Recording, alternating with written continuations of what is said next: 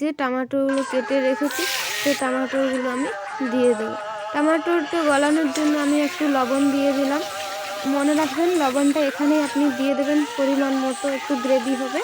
এবার আমি হলুদ দিয়ে দিলাম, খুব ভালোভাবে মিক্স করবো যাতে টমেটোগুলো খুব ভালোভাবে গলে যায়। টমেটোগুলো এই যে দেখেন সিদ্ধ হয়ে আসছে।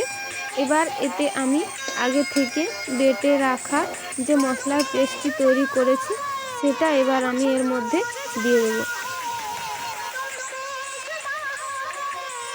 এরই সাথে আমি হলুদ গুঁড়ো দিয়েছি এবং মিট মশলা দিয়ে দেব। মিট মশলা দিয়ে মশলাটা খুব ভালোভাবে কষতে হবে যতক্ষণ না মশলার গা থেকে তেলটি বেরিয়ে আসে। এই যে দেখুন খুব ভালোভাবে কিন্তু মশলাটা কষতে হবে। মশলাটা এই যে দেখুন হালকা হালকা তেল বেরিয়ে এসেছে। এবার এই অবস্থায় আমি আগে থেকে ভেজে রাখা আলুগুলি দিয়ে দেবো। আলুগুলি দেওয়া হয়ে গেলে আবারও আমি খুব ভালোভাবে এটিকে প্রায় 10 মিনিট ধরে আবারও হালকা আঁচে কষতে থাকবে। আঁচটা কিন্তু হালকায় রাখবেন এই সময় যাতে না মশলাটি পুড়ে যায়। এবার আমি এতে পরিমাণ মতো জল দিয়ে দেবো। আপনারা যেমন গ্রেভি খেতে পছন্দ করেন সেমনি আপনারা জল দেবেন, তবে একটু দেখে শুনেই দেবেন যে আলুগুলো যেমন একটু ভালো মতো সিদ্ধ হয়।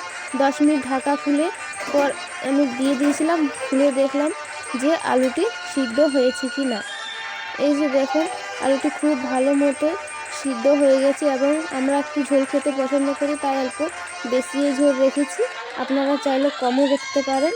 এবার আমি বড়াগুলো তাতে আস্তে আস্তে সমস্ত বড়াগুলি দিয়ে দেব।